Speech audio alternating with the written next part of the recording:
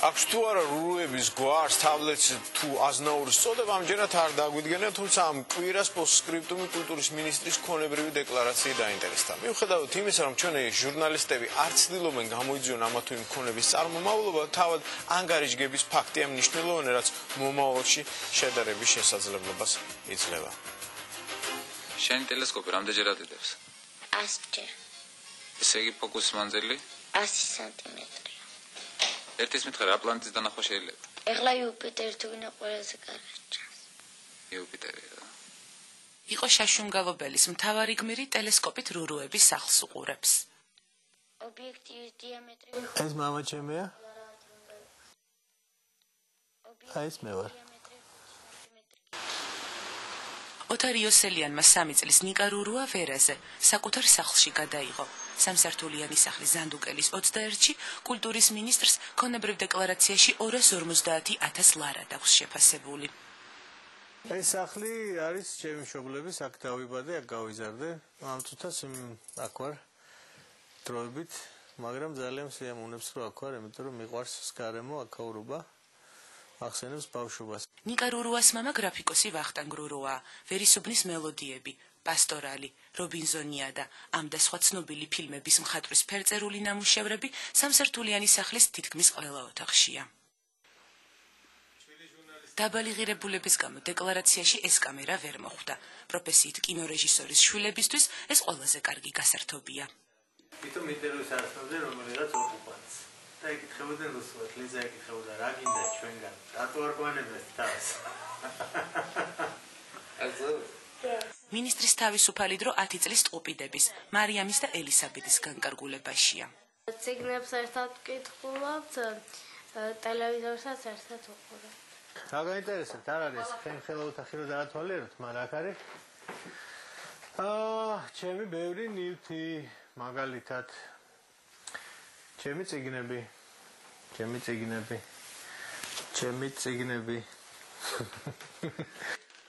წიგნებით სავსე 27 ყუთი შტატებიდან 2001 წელს ჩამოიტანა. საბაჟოზე მაშინ ქრთამი 300 ლარი მოთხოვეს. თქვენ რომ მე ამას არ გადავიხდით. ეს 27 ყუთი წიგნები დაიტოვეთ თქვენ. ცოტა ხანში გამოგივლით და თქვენ ჩამაბარებთ, ყველას წაკითხული გექნება წადიდავთ. მათ ვერ გაიგეს ხუმრობა. მაგრამ ჩემმა ერთ-ერთმა მეგობარმა, რომელიც იქ მუშაობდა,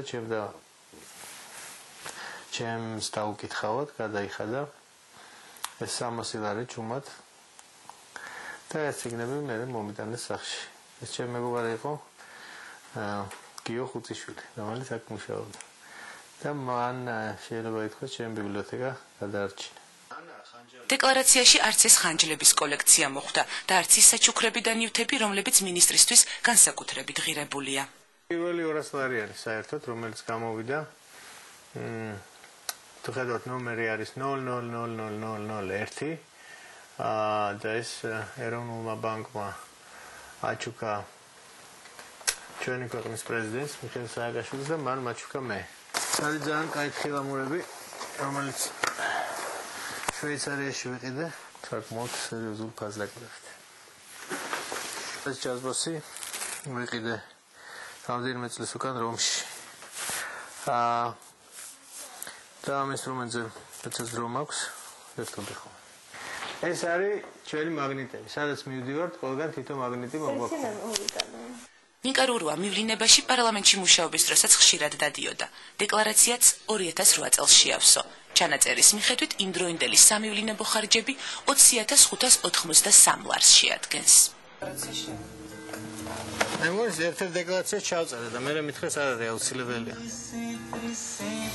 დეკლარაციაში არ ჩააწერინეს დისკები, რომლებიც მის ოთახში კარადების თითქმის ყველა თაროს იკავებს. ჯაზი, როკ მუსიკა, კლასიკა და ფოლკლორი.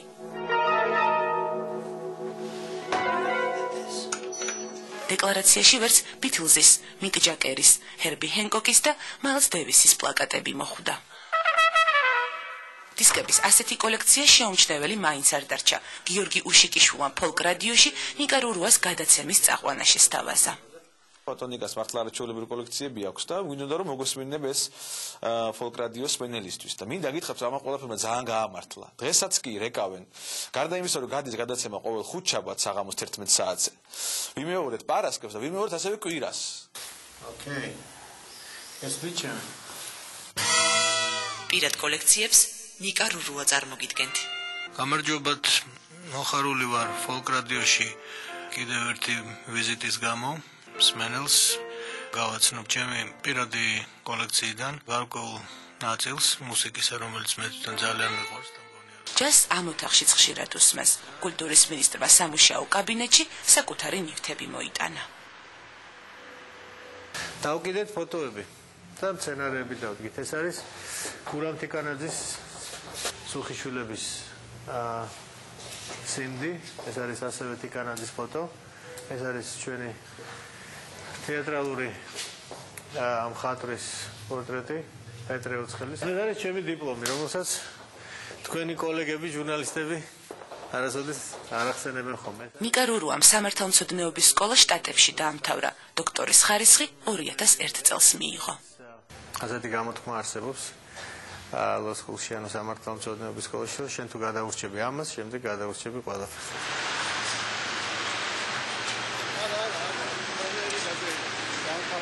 ეს მანქანა კულტურის მინისტრის კიდევ ერთი საკუთრებაა. ტარება უყვარს, მაგრამ საჭესთან იშვიათად, მარტო შაბათ-კვირას ზის. რა მანქანა არის?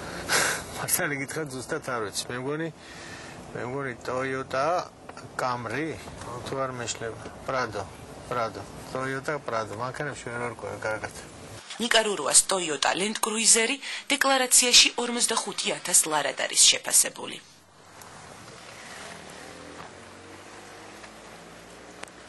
გამოგაჩვენოთ ახლა რაღაცებს, რაც მე მოვიტანე.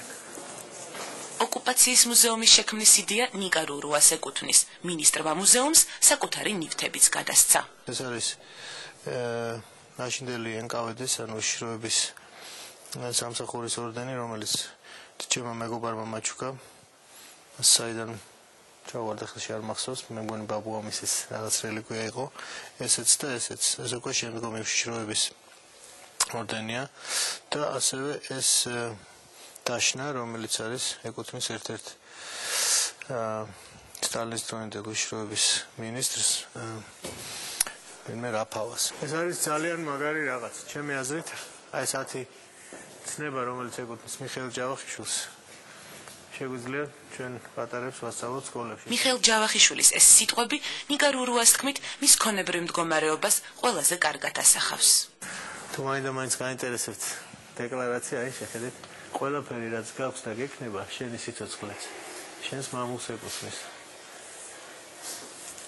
შენ ხარ ისი მუდმივ მოვალე და განუხრელი შვილი. ასე.